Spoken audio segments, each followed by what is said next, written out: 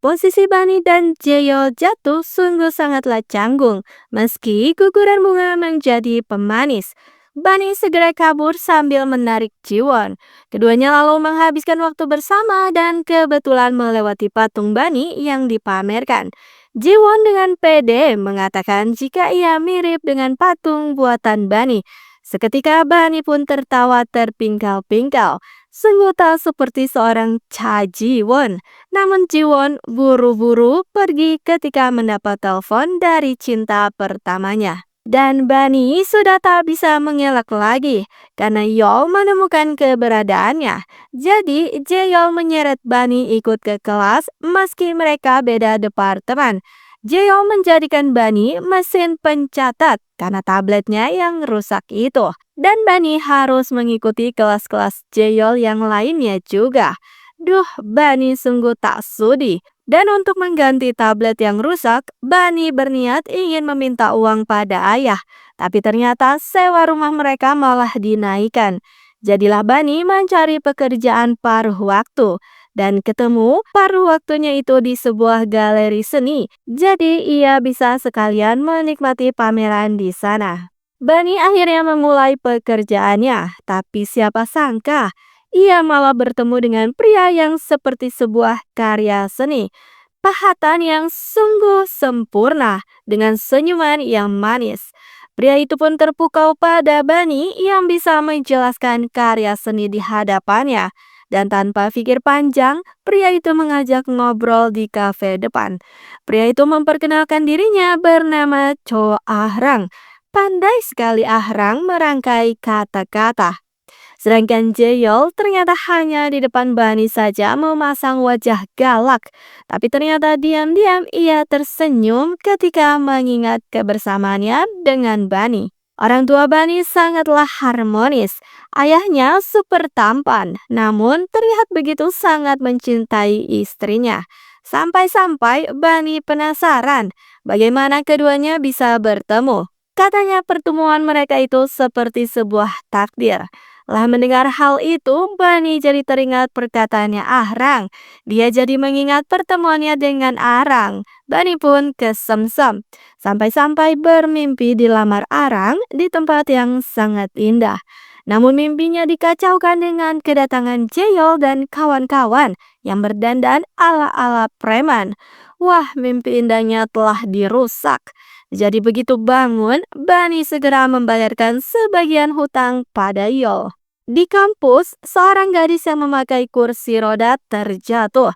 Lalu datanglah Bunny dan segera membantunya. Tapi ternyata gadis itu datang bersama dengan Cha Ji-won. Bunny mengira gadis itu adalah cinta pertamanya, kekasihnya Ji-won.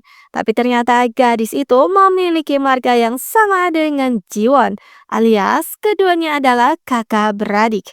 Seketika Bunny teringat pada tugasnya pada Jaeyeol, ia pun buru-buru pergi. Namun malah melihat Jaeyeol yang terlihat sedang memarahi dua temannya sampai berlutut. Tapi ternyata itu hanya prasangkanya Bunny saja.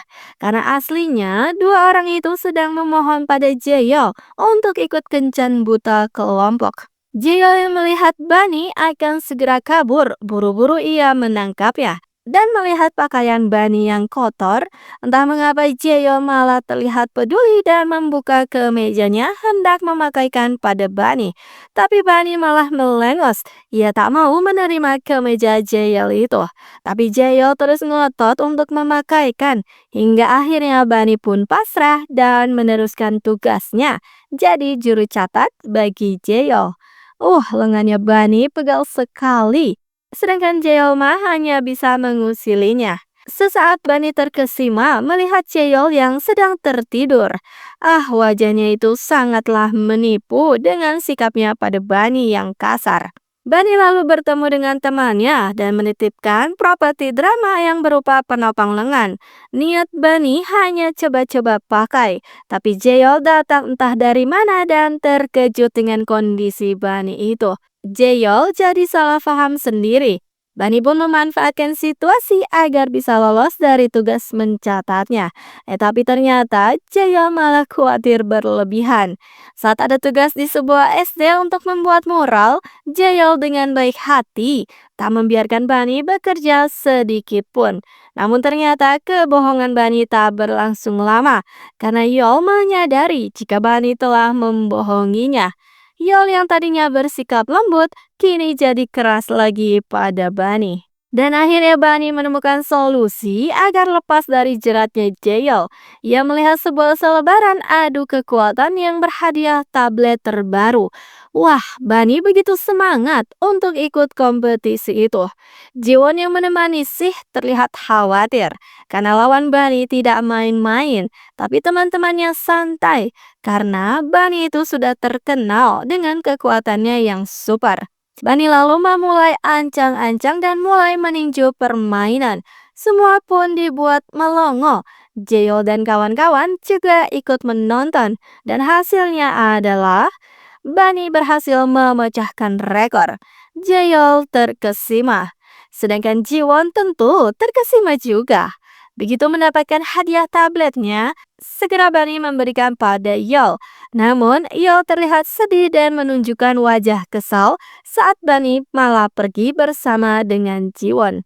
Seketika Jeol pun jadi bad mood. Menimang-nimang apakah harus mengirim pesan pada Bani atau tidak. Tapi ternyata pesannya malah tak sengaja terkirim. Sedangkan Bani keheranan sendiri mendapat pesan dari Jeol. Saat itu, Bani sedang mengobrol santai dengan teman-temannya dan juga Jiwon. Sedangkan Jeol tambah kecewa karena ternyata Bani mengabaikan pesannya. Bahkan saat esok harinya, Bani masih terus mengabaikan keberadaan Yeol. Yeol pun protes tak terima, tapi kata Bani mereka sudah tak ada urusan karena hutang telah dilunasi. Dan entah mengapa Yol terus membayangkan Bani di setiap sudut ruangan kelas. Tak bisa dibiarkan, Yol pun terus berlari mencari Bani. Sedangkan Bani ternyata sedang menghadiri kelas dosen tamu pematung J, seniman favoritnya. Tapi siapa sangka seniman J adalah Chow Arang, pria yang tempo hari berkenalan dengan Bani. Setelah jam kuliah selesai, keduanya pun berbincang. Tentu Jiwon juga ikut. Tapi tiba-tiba Yeol muncul dan memanggil Bani juga mengatakan jika ia harus terus menemui Bani. Wah, kini bukan hanya dua, tapi ada tiga pria tampan di sekelilingnya Bani. Dan episode 2 pun berakhir di situ.